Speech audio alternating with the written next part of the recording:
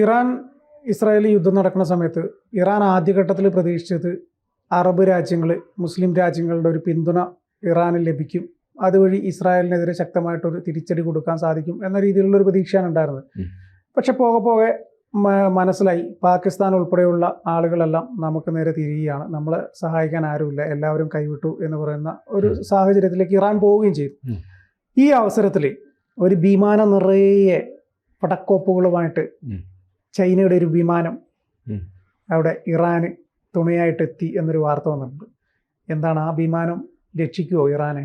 ഒരു വിമാനം അല്ല, 3 വിമാനം വന്നു. ഓ, ഒന്നല്ലടാ 3. 3. അത് ഒരു ചരക്ക് വിമാനമാണ് പ്രധാനമായി. അതായത് ആ ചരക്ക് വിമാനത്തിൻ്റെ പ്രത്യേകതകൾ ആദ്യം പറയാം. ഇത് ബോയിങ് 747, ബോയിങ് വിമാന കമ്പനിയാണ്, അവരുടെ 747 ശ്രേണിയിൽപ്പെടുന്ന വിമാനമാണ് ഈ 3 എണ്ണം അങ്ങോട്ട് സർവീസ് നടത്തിയത്. ഒരു ചരക്ക് വിമാനമാണ് ഇത്. സാധാരണഗതിയിൽ ഈ വിമാനം ഉപയോഗിക്കുന്നത് സൈനിക ആവശ്യങ്ങൾക്ക് വേണ്ടിയിട്ടോ ഈ സർക്കാരിൻ്റെ ഈ ദുരിതാശ്വാസ സാമഗ്രികളൊക്കെ വിതരണം ചെയ്യാൻ പോകുമല്ലോ, അത്തരം ആവശ്യങ്ങൾക്കോ അല്ലെങ്കിൽ അതേപോലെയുള്ള സ്വഭാവമുള്ള പരിപാടികൾക്കോ ആണ് ഈ വിമാനം ഉപയോഗിക്കുന്നത്. ഇനി കഥയിലേക്ക് വരാം. അതായത് ഇസ്രായേൽ ഇറാൻ സംഘർഷം നടക്കുന്നു.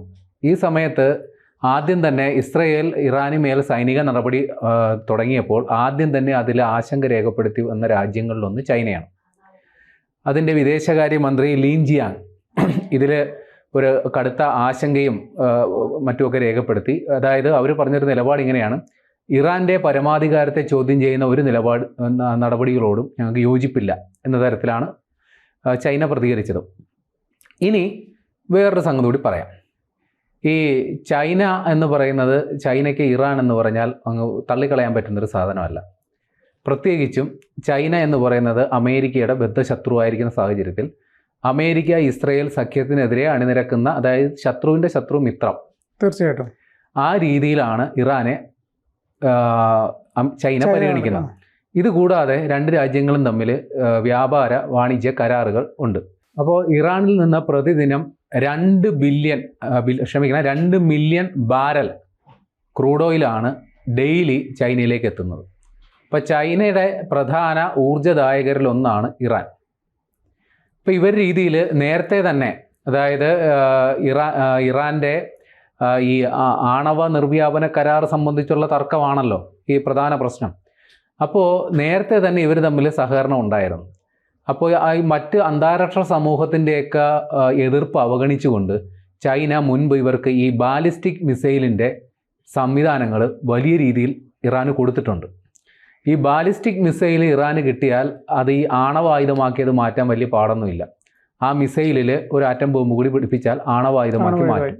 അത് അവിടെ നിന്ന് തൊടുത്തു വിട്ടാൽ അമേരിക്കയിൽ വരെ എത്തുകയും ചെയ്യും. ബാലിസ്റ്റിക് മിസൈൽ എന്ന് പറഞ്ഞാൽ ദീർഘദൂരം സഞ്ചരിക്കുന്ന മിസൈൽ. അപ്പോൾ അത്തരത്തിൽ ഇറാനെ സഹായിച്ചിട്ടുള്ള ഒരു രാജ്യമാണ് ചൈന.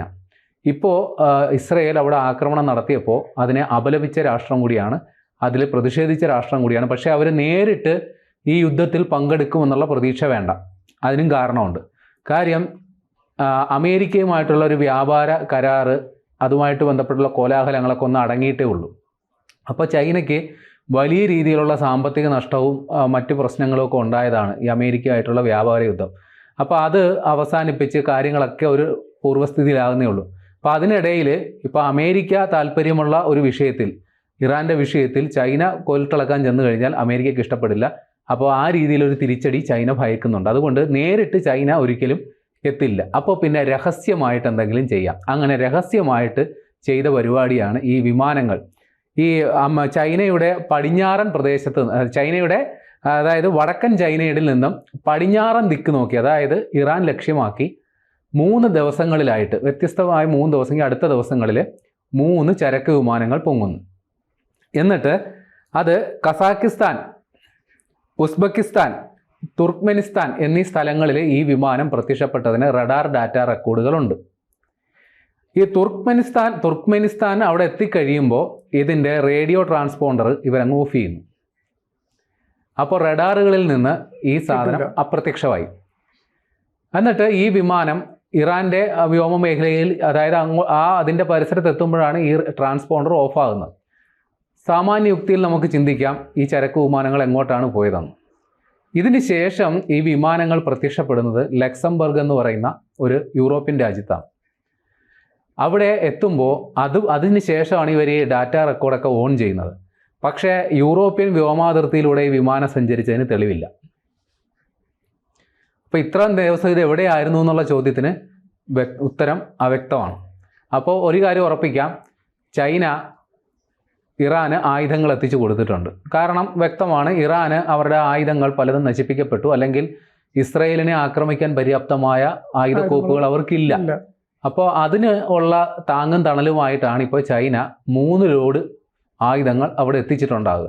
അവിടെ ഈ ഏതൊക്കെ തരത്തിലുള്ള മിസൈലുകളാണ്, ചിലപ്പോൾ ഡ്രോണുകളാവാം, ബോംബുകളാവാം, അതൊക്കെ അവിടെ എത്തിച്ചു കൊടുത്തിട്ടുണ്ട്. പിന്നെ ചൈനയ്ക്ക് ഈ പരിപാടി ഇന്നും ഇന്നലെയും തുടങ്ങിയ പരിപാടിയല്ല, മുമ്പും ഉണ്ടായിട്ടുണ്ട്. ഇപ്പോൾ ലിബിയ എന്ന് പറയുന്ന ഒരു രാഷ്ട്രം, അവിടെ ഈ IS ഒക്കെ വളരെ ശക്തമായിട്ടുള്ള ഒരു പ്രദേശമാണ്. ഒരു സിറിയയ്ക്ക് ഇറാന് സമാനമായി തന്നെ ഒരു രാഷ്ട്രീയ അന്തരീക്ഷമുള്ളൊരു സ്ഥലമാണ് ലിബിയ. അപ്പോൾ അവിടേക്ക് ചൈന മുമ്പ് ഏതാണ്ട് 738 മില്യൺ പൗണ്ടാണേ, 738 പൗണ്ട്. അതപ്പോൾ ഇന്ത്യൻ കറൻസിയിലോട്ട് മാറ്റുമ്പം വലിയൊരു തുകയാണ്. അത്രയും വരുന്ന മൂല്യമുള്ള ഡ്രോണുകളുടെ ഭാഗങ്ങൾ, അതിപ്പോൾ ചെറുതും വലുതുമായ ഡ്രോണുകൾ പലതും, ഇതെല്ലാം UK-യിലും ടുണീഷ്യയിലും ഒക്കെ തുടങ്ങി അവിടെയൊക്കെ രജിസ്റ്റർ ചെയ്ത ഷെൽ കമ്പനികളുടെ പേര്. ഷെൽ കമ്പനികൾ എന്ന് പറഞ്ഞാൽ അങ്ങനെ ഒരു കമ്പനി ഇല്ല, വെറും പേര് മാത്രമേ ഉള്ളൂ. അപ്പോൾ അങ്ങനെ കമ്പനികളുടെ പേരിൽ ഈ ഡ്രോണുകളുടെ ഭാഗങ്ങൾ ലിബിയയിൽ എത്തിച്ചു കൊടുത്ത രാജ്യമാണ് ചൈന. പക്ഷേ അത് യൂറോപ്യൻ യൂണിയൻ അത് കൈയോടെ പൊക്കിയായിരുന്നു. അവർ തെളിവ് സഹിതം അത് പുറത്തു വിട്ടു. പക്ഷേ അതോടെ കെട്ടടങ്ങി. ആ കേസ് സംബന്ധിച്ച് കൂടുതൽ ഡെവലപ്മെൻ്റ് ഒന്നും ഉണ്ടാക്കിയില്ല. ചൈനയാണ് ഈ സാധനങ്ങൾ എത്തിച്ചു കൊടുത്തെന്നുള്ളത് വാർത്തകൾ വന്നിരുന്നു. അപ്പോൾ അത്തരത്തിൽ രഹസ്യ ഓപ്പറേഷൻസ് നടത്തി മുൻപരിചയമുള്ള ചൈന ഇവിടെ ഇപ്പോൾ ഇറാനെ ആയുധങ്ങൾ നൽകി സഹായിക്കുകയാണ്, കൈയച്ച് സഹായിക്കാൻ. പക്ഷേ ഇതിൻ്റെ അനന്തരഫലം എന്താണെന്നാൽ ഇപ്പോൾ അമേരിക്ക ഈ കാര്യത്തിൽ ഒരു കടുത്ത നിലപാടെടുത്തേക്കാണ്. ഇതുവരെ പുറത്തുനിന്ന് സപ്പോർട്ട് ചെയ്ത ഒരു പക്ഷേ കളത്തിലിറങ്ങാൻ കാര്യം അവരേതൊരു ഈ ബങ്കർ ബസ്റ്റർ ആയുധം ഇസ്രയേലിന് കൊടുക്കുന്നു. ആ ആയുധം ഇസ്രയേലിന് കൊടുക്കുന്നു എന്ന് പറഞ്ഞു കഴിഞ്ഞാൽ തന്നെ അമേരിക്ക അതിൽ പങ്കാളിയാവുകയാണ്. അപ്പോൾ ഇനി ചൈനയും കരുതിയിരിക്കണം. ഇപ്പം നിലവിൽ പരോക്ഷമായി പിന്തുണച്ച ചൈനയ്ക്കിട്ട് ഇനി ഏത് പണിയാണ് വരാൻ പോകുന്നതെന്ന് അറിയില്ല. ഏതായാലും ട്രംപാണ് അവിടെ ഇരിക്കുന്നത്. ട്രംപ് നേരത്തെ പിൻവലിച്ച നികുതി പരിഷ്കാരങ്ങളൊക്കെ വീണ്ടും ഈ സാഹചര്യത്തിൽ വീണ്ടും എടുത്തലക്കുമെന്നറിയില്ല. ഏതായാലും ചൈന ഇപ്പോഴും നേരിട്ട് കളത്തിലിറങ്ങാൻ ആർക്കും ധൈര്യമില്ല. പരോക്ഷമായി അണിയറയ്ക്ക് സ്റ്റേജിന് പിന്നിൽ നിന്ന് കളിക്കാനാണ് താല്പര്യം. ഏതായാലും ആയുധങ്ങൾ അവിടെ എത്തിയിട്ടുണ്ടെന്നുള്ളത് ഉറപ്പാണ്. അത് ഏത് രീതിയിൽ ഉപയോഗിക്കും എന്നുള്ളത് അടുത്ത ദിവസങ്ങളിൽ അറിയാം. ഏത് രീതിയിൽ ഉപയോഗിക്കും, ഏത് ആയുധമാണ് എന്നുള്ളത് അടുത്ത ദിവസം. കാരണം ഓൾറെഡി യുദ്ധം ഇത്രയും ദിവസമായ. പക്ഷേ ഇറാനിലുള്ള ആൾക്കാരോട് ഒരു കാര്യം പറയുന്നത്, മെയ്ഡ് ഇൻ ചൈനയാണ്. പാകിസ്ഥാന്റെ അനുഭവം ഉണ്ട്. അപ്പോൾ സൂക്ഷിച്ചും കണ്ടുമൊക്കെ കൈകാര്യം ചെയ്യണം. ഇല്ല, തിരിച്ച് നമ്മുടെ ദേഹത്ത് പൊട്ടാനുള്ളത് അല്ല, ചൈനീസ് മെയ്ഡ് ഇൻ ചൈനയ്ക്കൊക്കെ ഒരു പ്രത്യേകത ഉണ്ടല്ലോ, കൊണ്ടാക്കൊണ്ടു ഇല്ലെങ്കിൽ വടി താഴെ എന്ന് പറഞ്ഞ പോലെ. നോക്കാം.